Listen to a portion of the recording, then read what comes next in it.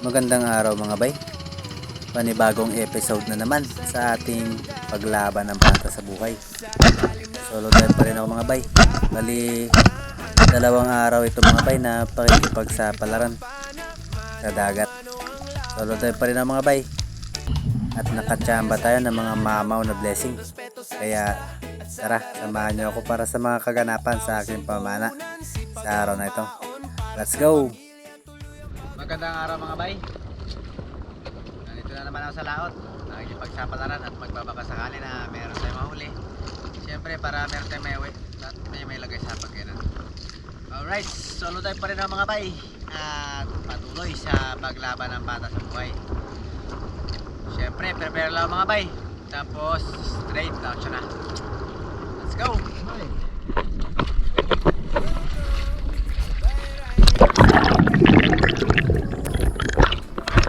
Unang araw natin mga bay. Matapos nga mag-prepare ay babaka agad.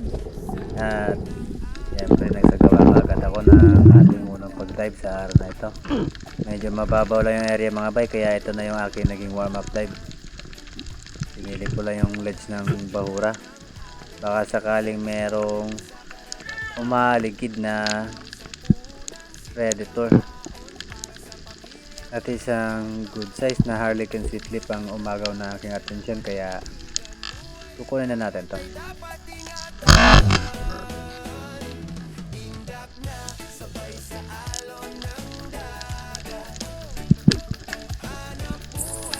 At syempre, shoutout muna tayo mga bay.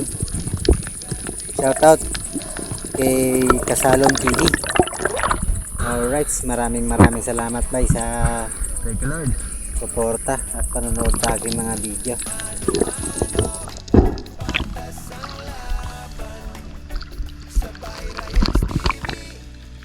Sa pamamana mga bay, ay hindi lahat na makikita natin isda ay nagawa nating kalabitan o nahuli natin.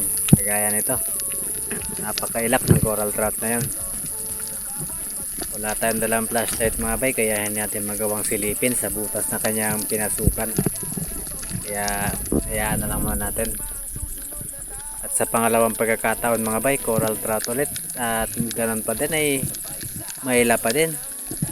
Kaya hindi pa rin natin napana yung isang yun. Kaya move forward tayo mga bay. At sa pagkakataong ito magbabaka sakali lang ako dito sa may ledge ng bahura dahil mayroong mga fishing activity dito. At ayun nga, ang daming mga mole fish mga bay or aluman. Hindi pa sila ganun kalalaki mga bay, kaya hindi muna natin kukunin. At mag-aantay muna tayo ng ilang sandali. Baka sakaling meron pang magpakita na maging possible target.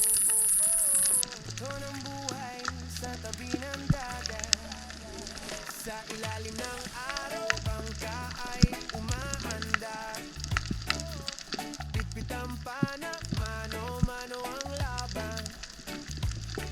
Walang daya sa gitna ng alon, respeto sa isda at sa karagatan.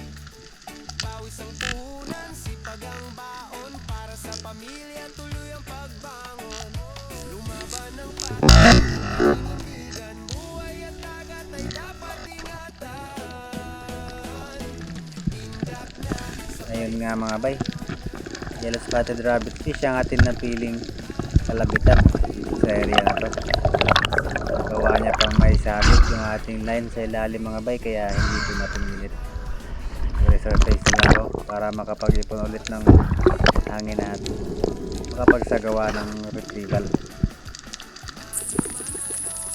At habang nagsasagawa tayo mga bay ng ating pag-retrieve dito sa yellow spotted rabbit fish na aking napana, napansin ko itong lionfish na nakatambay dito sa may seaweed.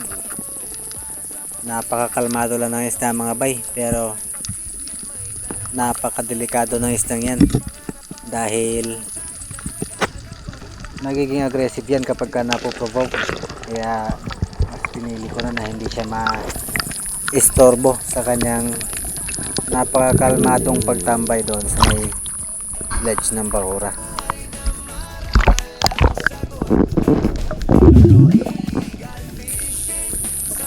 Shoutout nga pala mga bay kay Alikabok sa dagat. Maraming salamat din sa iyo bay. At same spot pa rin ito mga bay, yung ating binabaan. Pero sa pagkakataong ito, dumiretso na ako dun sa may paanan ng bahura. Dahil may napansin ako kaninang giant trevally na hindi naman kalakihan. So subukan ko dito at baka nasa paligid lang. Baka sakaling bumalik at magawa natin mapana. Kaya nga lang mga bay, iba yung nakaagaw ng ating atensyon. Isang mangrove snapper, kaya target lock agad tayo mga bay.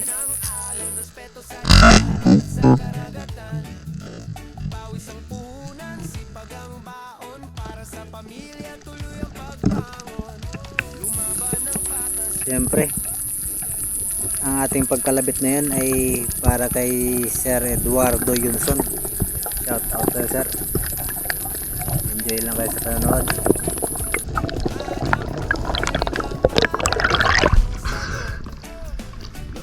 Thank you.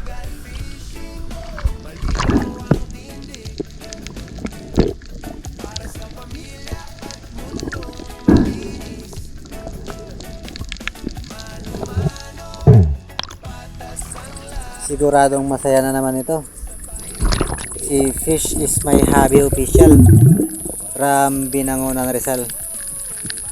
Shout out sa iyo bay. Ingat palagi.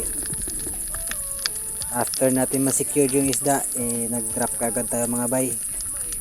Dahil hindi pa rin ako nawawala ng pag-asa na makita ko ulit yung giant trevally na nakita ko kanina. Bagamat hindi ganong kalakihan, pero good size na para kunin. Mabattle ako ng konti doon sa spot na napanahan ko ng mangrove snapper at dumiretso ko sa ilalim ng kuweba ng bahura. Kaya sandali pa lumipas mga bay ay bigla nga sumulpot yung giant trevally. At ito nga ang sunod na nangyari. Buhay sa dagat, buhay na totoo. Sabay Ryan's TV, sama ka dito.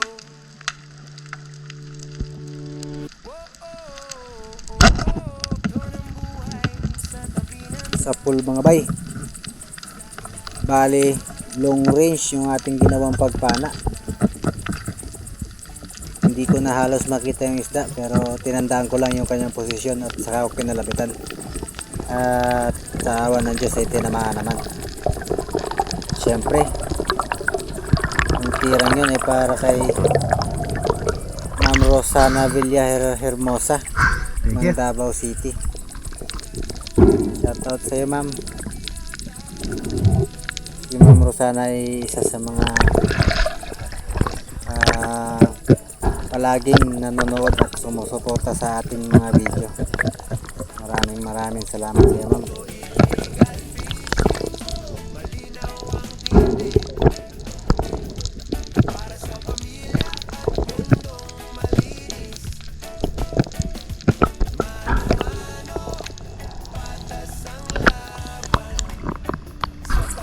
Shoutout din kay Sir Danilo Adalim. Maraming salamat sir.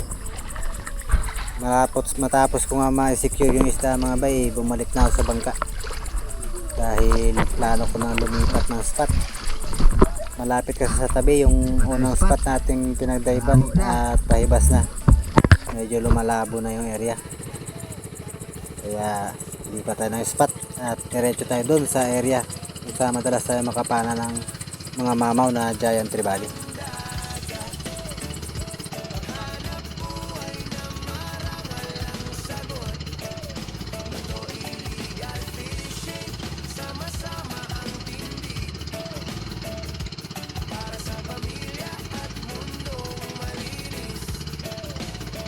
Sinamantala ko na yung pagkakataon at nagmerienda na ako habang nagbabiyahe papunta sa second spot. At pagkadating ko nga agad na ako nag-prepare at bumaba. Dahil sa tuwing pumupunta ako sa spot na ito mga bay, excited talaga ako sa kung ano mang maaari nating masumpungan. Dahil hindi tayo nabibigo sa area na to kapag pinapasyalan natin.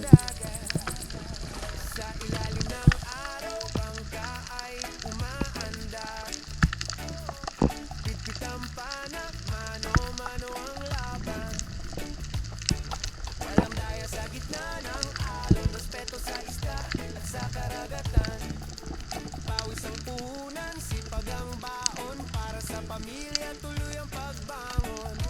Lumaban ng patas, yan ang paninindigan. Buhay at dagat ay dapat ingatan.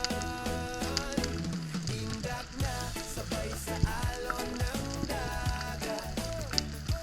Hanap buhay na marangal ang sagot. Lutoy illegal fishing, malinaw ang tindig. Shout out kay Sweet Bagoong. Sayang bay, nakawala yun na para nating oriental sweetlet, pero move on na tayo at umabante. Ito na mga bay, yung area kung saan madalas talaga ako makapana ng giant trevally. Hindi naman tayo mga bigo mga bay. Ito nga, napaka exciting na nangyari. Sa bawat pagsisid may dalang pag-asa. Hindi lang huli kundi pangarap para sa bata. Inalagaan ang bahura at bato para may bukas pa ang susunod na tao. Tindak na sabay sa alon ng dagat. Hanap buhay na marangal ang sagot. Luto illegal fishing, sama-sama ang tindig.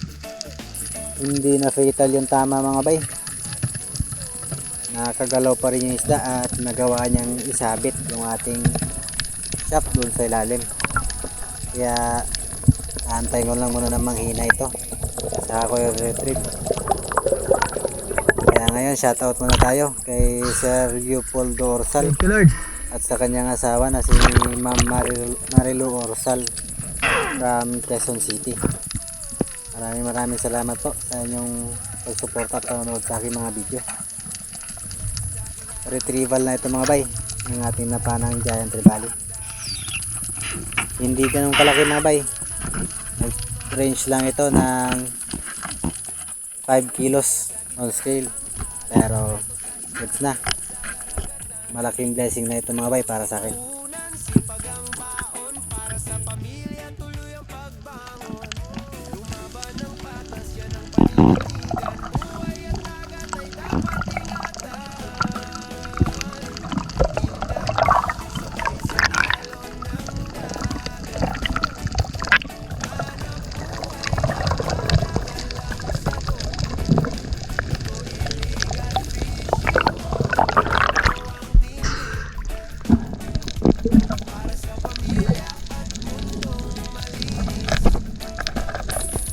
Bale, ito yung naging huling isda natin sa araw na ito mga bay. Ayan, hindi pa rin talaga tayo nabiyo sa ating spot kung saan target talaga natin ay mga ganitong isda. Maraming salamat sa Panginoon at naging productive yung aking pamamana sa araw na ito. Isisecure ko lang ang isdang ito mga bay, tapos balik na tayo sa bangka.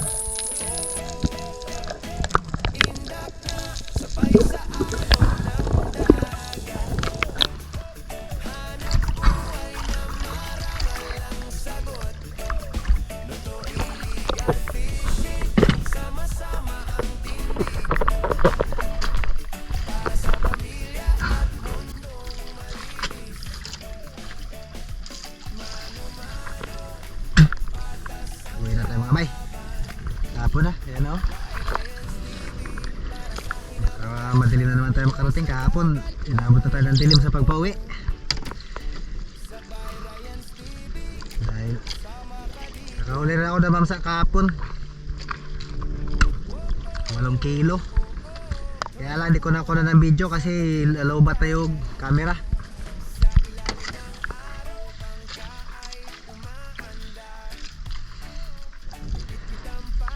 Ngayon bamsa na naman ulit. Laging ganitong oras pauli ng bamsa. Kaya lagi tayo nakahabol ng oras sa pauwi. Wala pa naman tayo dalang flashlight.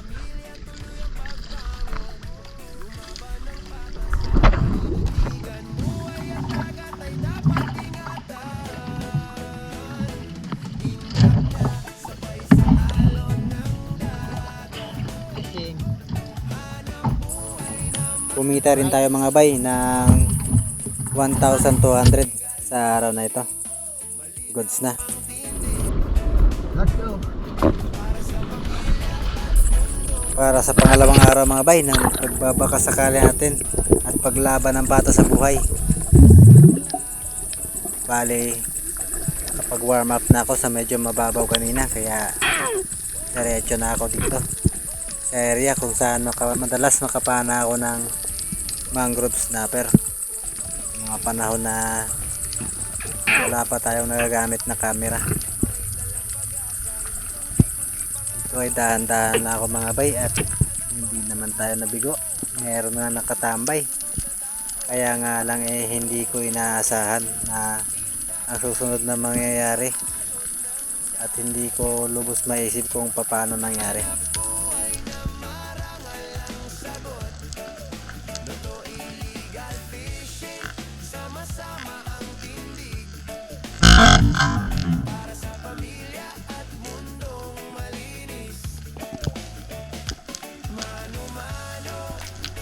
Hindi tinamaan mga bay. O daplis yung tama. Sayang. Malaki na sana yung mangrove snapper na yun. Kaya nga lang kung hindi para sa atin, talagang hindi natin mahuli.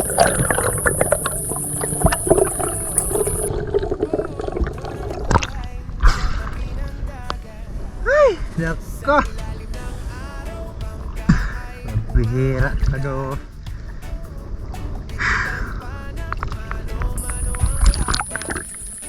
Umabante na rin ako mga bay matapos ko makapag-load ulit ng pana. At meron naman agad pumalit na nagpakita sa atin. Isang unicorn fish at malaki na mga bay.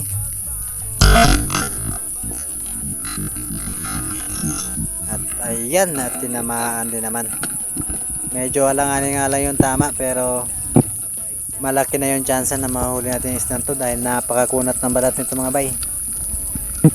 Matigas mapunit kaya kahit medyo napataas yung tama kampante na ako dadala natin to yung isang to.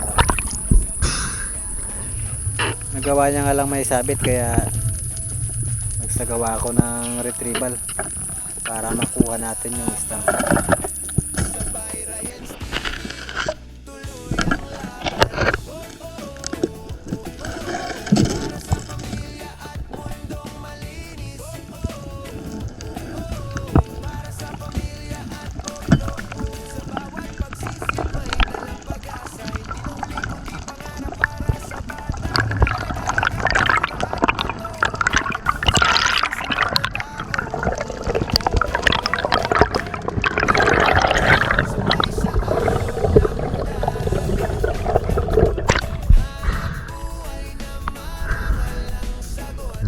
Tapos kumapana itong unicorn fish mga bay, nakapana pa ako ng isang yellow spotted rabbitfish kaya nga lang hindi nakuna ng video dahil akala ko na nagawa ko ngayon yung camera, hindi pala. Anyways, balik na ako sa bangka para balikan yung area na aking napanaan kahapon ng giant trevally. Baka sakali ulit ako doon, baka meron na namang mga panibagong salta na mga mamsa.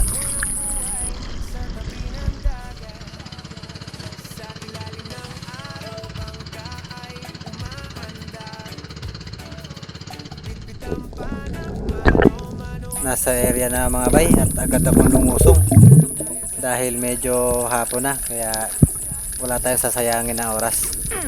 Bali, nakapag-dive na ako mga bay ng 2 beses at wala pa ako na sumpungan. Pangatlong dive na ito dito sa area na to. At meron na tayong natsambahan.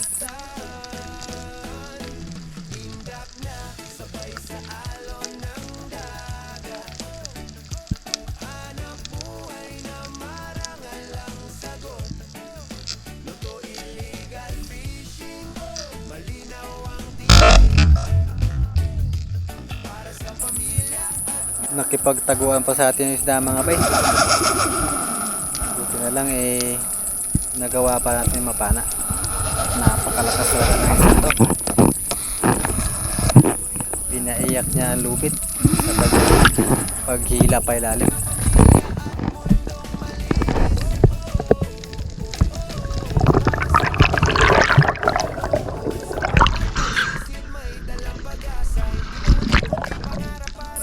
Halos mahigit kalahating oras mga bay yung aking pakikipagbuno sa isdang ito bago makarating sa pagkakataon to. Hindi ko na isinama lahat dahil medyo mahaba na at kakapos na tayo sa mahaba na masyado ating video. Napakalaki nito mga bay. Tumimbang ito ng 11.6 kilos. Hindi napital yung tama kaya talagang buwelong-buwelo yung isda kapag humuhugot. Ganun pa man, basta maganda yung gamit na ating shop sa isda hindi pa rin ito makakawala basta walang abaryang mangyayari gaya na lang na napuputol yung linya or napuputol yung shop. Matibay pa naman yung ating gamit dahil halos kakapalit pala natin ang ating Dyneema line at matibay na klase yung ating shop, balls o carbon steel. Kaya nga lang medyo malambot na ito mabalik ko mga bay dahil maraming beses na ito nakapana ng malalaking mamsa at kapag hindi napipitalan na nagagawa yan talaga may balik ko yung ating shop. Ganun pa man nagagawa pa natin ng paraan para maituwid.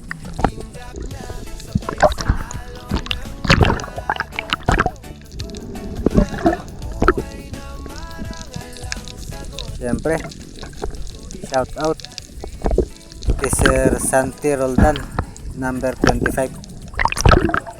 Shout out sa sir. Ingat palagi sa kung ano man yung ating ginagawa araw-araw.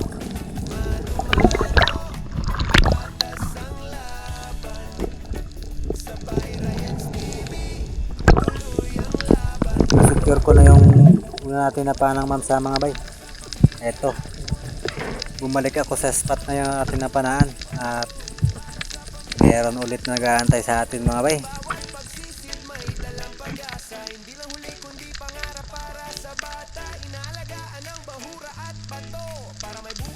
Susunod na tao sabay sa alon ng dagat. Hanap buhay na marangal ang sagot. Sobrang bihira mangyari yung ganito mga bay na matapos ko mapanaan yung isang spot pagbalik ko meron ulit panibagong isda na sumampa. Sobrang thankful ako sa araw to mga bay at napakaganda pa ng patama, stone shot. Dahil dyan, shoutout muna tayo kay Sir Arman Sanchez at Adel Sanchez ng Malabon City. Shoutout po sa inyo. Alright, dalawa na yung mansa natin sa araw na ito mga bay at hindi na ito pinahirapan sa pangalawang pagkakataon dahil stone shot yung tama. Biglaang nakatulog yung mamsa. Ang isang to mga bay ay tumimbang din naman ng 10.5 kilos. Medyo maliit doon sa nauna. Anyways, goods na mga bay dahil sobra pa tayo sa boundary sa araw na ito. Matapos ko masecure yung isda, balik na sa bangka mga bay dahil hapon na. At sakto na makakita ko sa bangka mga ilang segundo lang nalobat na rin yung camera kaya hindi ko na nakuna ng video yung ating pagpaakyat ng isda at ating pagpauwi. Anyways, kumita tayo mga bay ng 2,600 sa araw na ito, doon lang sa dalawang isda na ating nahuli. Yung surahan naman or unicorn fish ay ating pinangulam Tayo, mga bay. para premium na rin natin sa araw na ito. Maraming salamat mga bay sa inyong pagsama at panonood sa aking video. Hanggang sa muli mga bay. Peace out.